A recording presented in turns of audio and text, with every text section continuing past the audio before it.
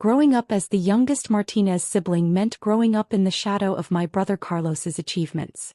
While he collected trophies for baseball and later landed a prestigious sales job at a Fortune 500 company, I spent my childhood dismantling old electronics in the garage and asking questions that apparently annoyed everyone around me.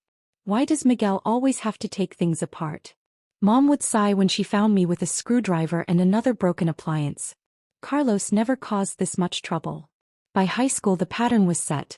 Carlos was the golden child who brought home report cards full of A's in business classes and letters of acceptance from top universities. I was the weird kid who spent lunch period in the chemistry lab and weekends building circuit boards that nobody understood. When Carlos graduated valedictorian and headed to Northwestern on a full scholarship, the family celebrated for weeks. When I graduated 2 years later with the highest GPA in the school's history and a full ride to MIT, the dinner conversation lasted exactly 5 minutes before shifting back to Carlos's latest promotion. Chemistry, engineering, whatever Miguel does, Dad would tell his friends. Carlos is the one with real business sense.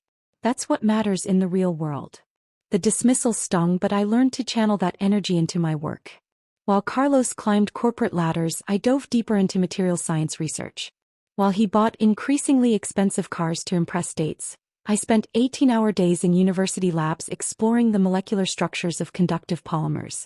My PhD dissertation on nanoscale conductivity patterns won 3 academic awards and landed me a position at Stanford's Advanced Materials Research Institute, but family dinners still centered around Carlos's quarterly sales numbers.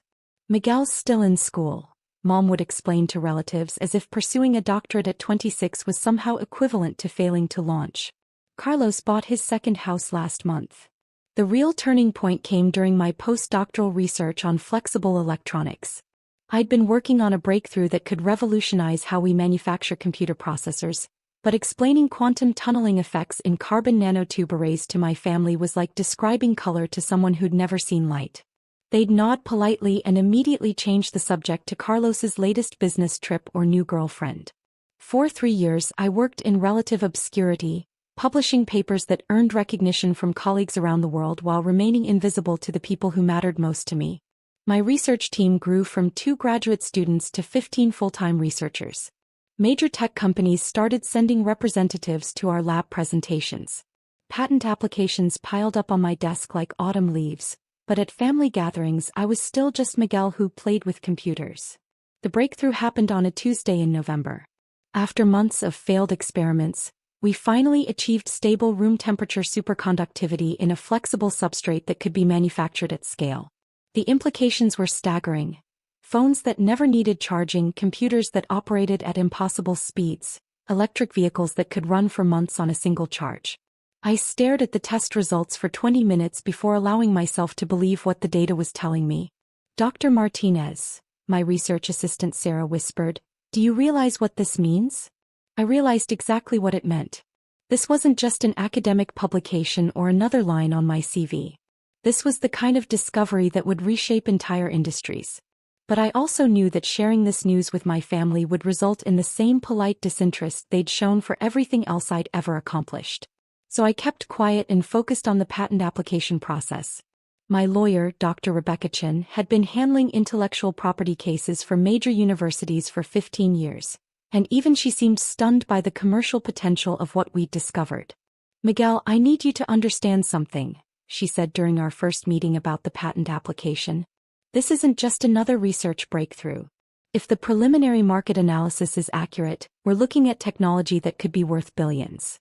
"Billions with a B?" I asked, still not quite believing it myself. "Multiple billions. Every major tech company in the world is going to want licensing rights to this. Apple, Google, Samsung, Tesla, they'll be fighting each other for access." The patent application process took 14 months. 14 months of technical reviews, peer evaluations, and legal documentation while I continued my regular research schedule and attended family gatherings where Carlos regaled everyone with stories about his promotion to regional sales director. "Miguel's still doing his little experiments," he'd say with the condescending smile I'd grown to hate. "Maybe someday he'll invent something useful." "Leave your brother alone," Mom would interject, but not in the way that actually defended me. More in the way you'd tell someone to stop teasing a child. "He's happy with his science projects." The worst was Christmas Eve, exactly 2 weeks before I received word that the patent had been approved. Carlos had just announced his engagement to his girlfriend of 8 months, and the entire extended family had gathered to celebrate at my parents' house. Uncle Roberto flew in from Phoenix, Aunt Carmen drove down from Sacramento, and all the cousins brought their spouses and children for the biggest Martinez family gathering in 5 years. Carlos held court in the living room, showing off the engagement ring and sharing stories about his proposal at a 5-star restaurant in Napa Valley. The conversation naturally shifted to his career prospects, his plans to buy a bigger house, and his trajectory toward becoming the youngest vice president in his company's history. "What about you, Miguel?" Aunt Carmen asked during a brief lull in the Carlos appreciation session. "Still working at the university?" "Still researching advanced materials," I confirmed, knowing that the technical details would glaze over their eyes within seconds. "That's nice, honey," she said in the tone people use when they're already planning to change the subject. "Any chance you'll get a real job soon?" The question hung in the air like smoke from Uncle Roberto's cigar. A real job. As if 3 years of postdoctoral research at one of the world's premier engineering institutions was somehow equivalent to unemployment. "Miguel's happy playing scientist," Carlos interjected with a laugh that drew chuckles from around the room. "Someone has to do those experiments that never amount to anything."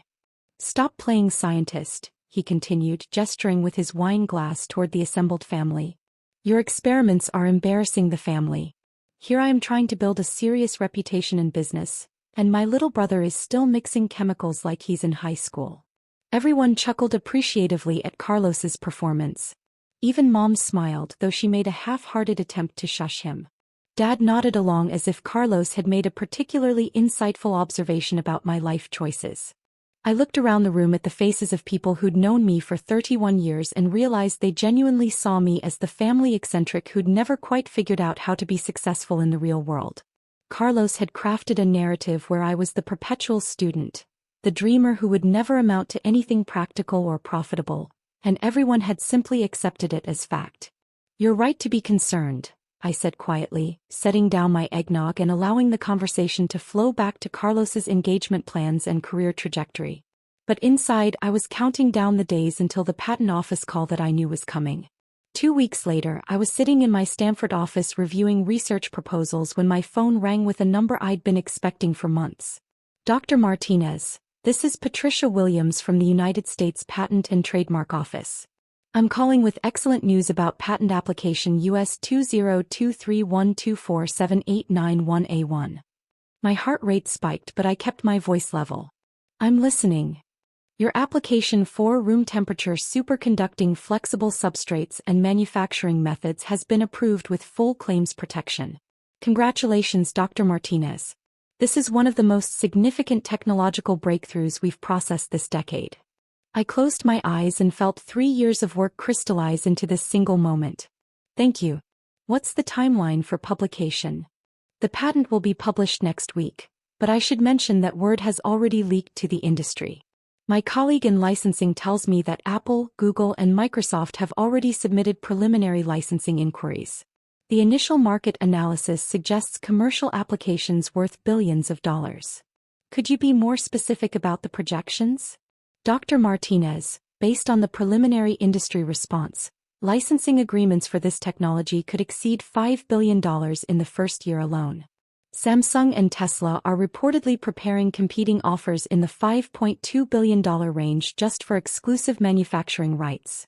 I thanked Patricia and hung up the phone, then sat in my office chair staring at the wall for 10 minutes while the reality of the situation settled over me. In less than a week, I would go from being the family disappointment who played scientist to holding patents worth more than most small countries' GDP. But first, I had a family dinner to attend. Carlos had organized a celebration dinner at Mom and Dad's house to announce that his company had promoted him to Vice President of West Coast Sales, making him the youngest VP in company history. The whole family was invited to celebrate this latest milestone in his meteoric rise through corporate America. I arrived exactly on time, bringing flowers for Mom and a bottle of Carlos's favorite wine. The house was full of the same relatives who'd witnessed my humiliation at Christmas, all gathered to hear about Carlos's latest achievement. "Miguel," Mom exclaimed, accepting the flowers with the same surprised delight she always showed when I remembered social niceties. Carlos is going to tell everyone about his promotion. Looking forward to it, I said, taking my usual seat at the far end of the dining room table while Carlos positioned himself at the head like a CEO addressing his board of directors. For 20 minutes, Carlos held court describing his new responsibilities, his salary increase, his corner office with a view of downtown San Francisco, and his plans to expand the West Coast sales territory. Everyone listened with rapt attention, asking follow-up questions and offering congratulations that felt genuinely enthusiastic.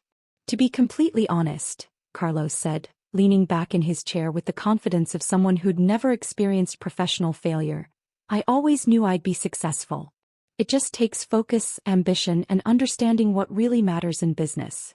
Not like some people who waste time on hobbies that never lead anywhere, he continued, glancing in my direction with a smirk. But hey, everyone needs a dreamer in the family, right? The assembled relatives chuckled politely. Uncle Roberto raised his wine glass in a toast to Carlos's achievement, and everyone joined in while I sipped my water and checked my watch. What about you, Miguel? Cousin Diana asked during the brief lull after toasts. Any updates from your lab? Actually, yes, I said, pulling out my phone as it began ringing with Patricia Williams' number. Could you excuse me? This should be quick.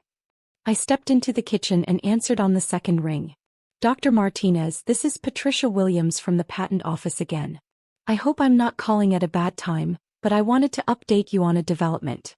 Google, Apple, and Microsoft have submitted a joint licensing offer of $5.2 billion for exclusive manufacturing rights to your superconducting substrate technology. They're requesting an immediate response. I looked through the kitchen doorway at my family, still gathered around Carlos as he described his plans to buy a vacation home in Tahoe. Could you hold for just one moment, Patricia? Of course, Dr. Martinez. I walked back to the dining room, phone in hand, as Carlos was explaining how his promotion positioned him to eventually run the entire company. Sorry to interrupt, I said, looking directly at Carlos. But I need to take this call from the patent office. Carlos rolled his eyes. Can't your science homework wait until after dinner? It's not homework, I said, putting the phone on speaker.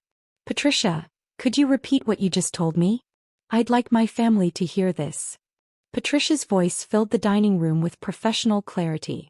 Certainly, Dr. Martinez. I was informing you that tech giants Google, Apple, and Microsoft have submitted a joint licensing offer of $5.2 billion for exclusive manufacturing rights to your room temperature superconducting substrate technology.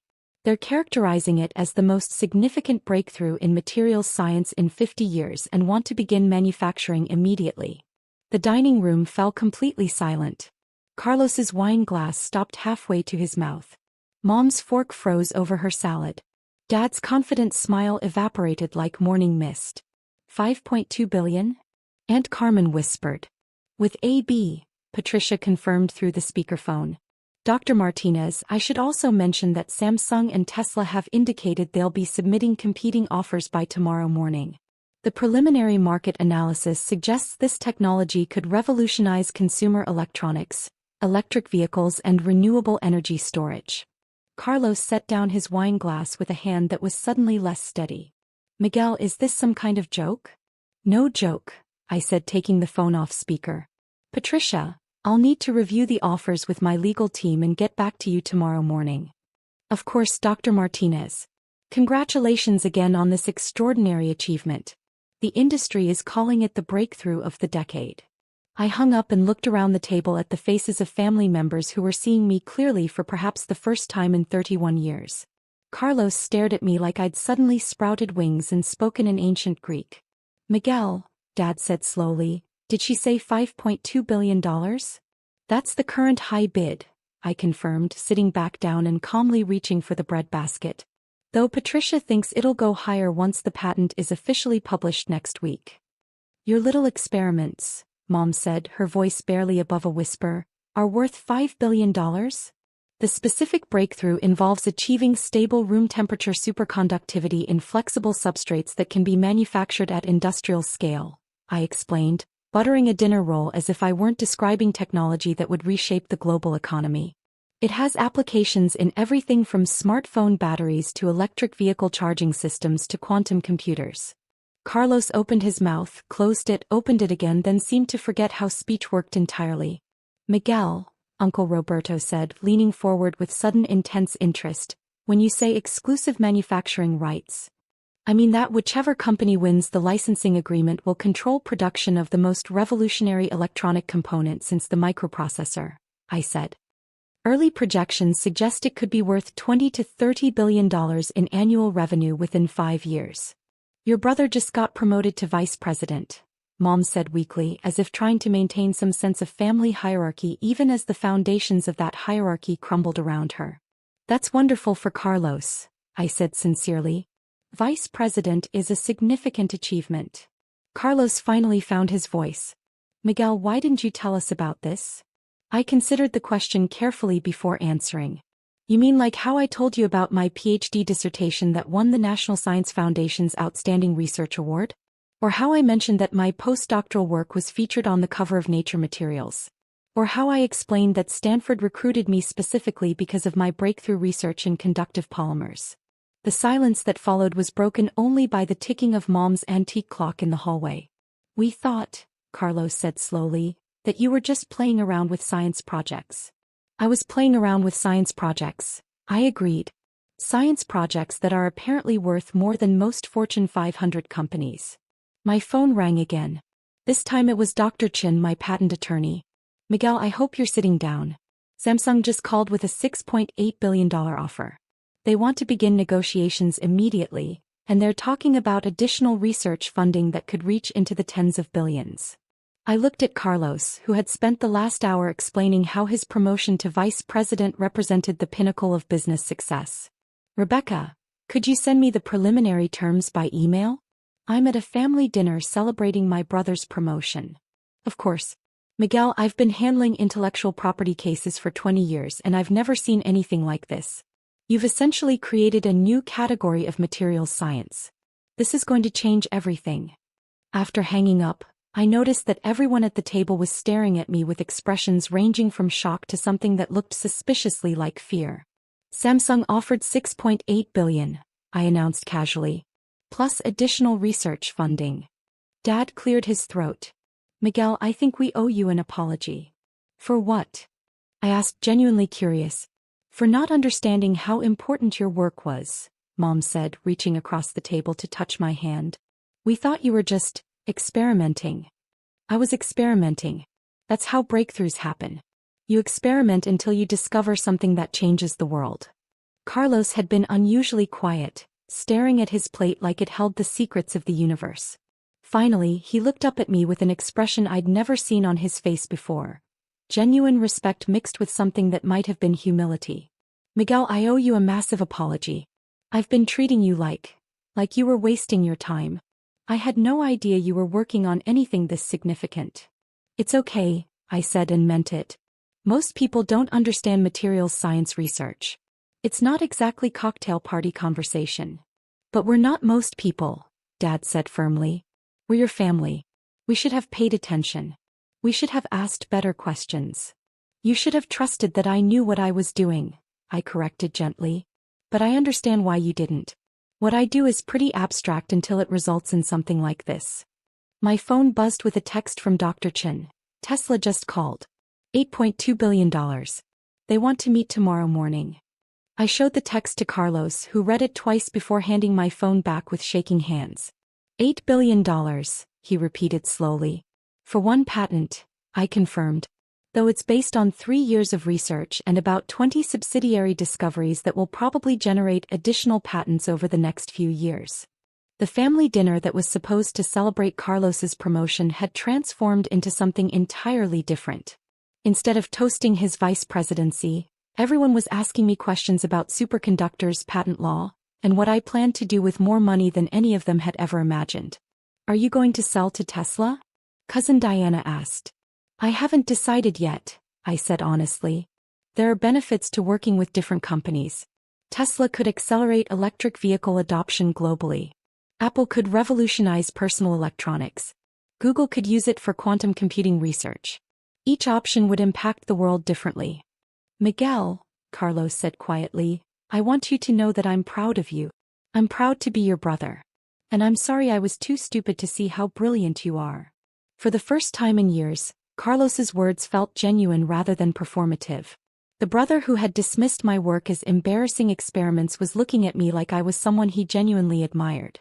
"Thank you," I said. "That means more than you know."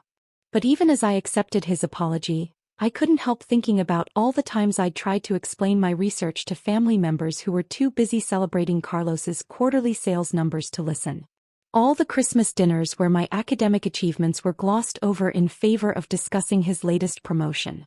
All the moments when I'd felt invisible in my own family because what I was doing didn't fit their definition of success. Over the next week, the bidding war intensified. Tesla increased their offer to $9.1 billion. Apple responded with $9.8 billion plus equity in a new research division. Google offered $10.2 billion and the opportunity to head their new materials science laboratory. Samsung came back with $11.5 billion and a promise to build a dedicated manufacturing facility with my name on it. My family, meanwhile, transformed completely in their treatment of me. Mom called every day to check on the negotiations. Dad started telling his golf buddies about his son, the genius inventor. Carlos introduced me to his fiancée as my brother, the billionaire scientist. The attention felt good, I had to admit. After years of being the family afterthought, being treated like the most important person in the room was a welcome change. But it also highlighted how conditional their respect had always been. They didn't love me more than they had before. They just finally understood that I was worth their attention. In the end, I decided to license the technology to multiple companies rather than selling exclusively to one. Apple got manufacturing rights for consumer electronics.